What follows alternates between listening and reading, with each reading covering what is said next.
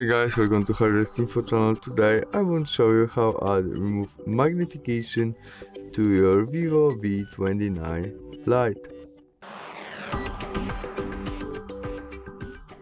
Starts off opening settings application. In it, look for our accessibility and shortcut selection and there accessibility.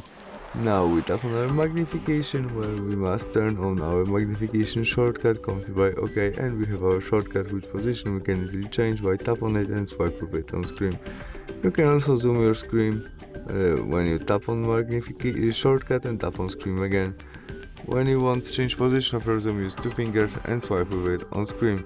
You can also zoom on or zoom out, or when you zoom on you can go up and down when you use one finger. To turn off it, press again on your shortcut.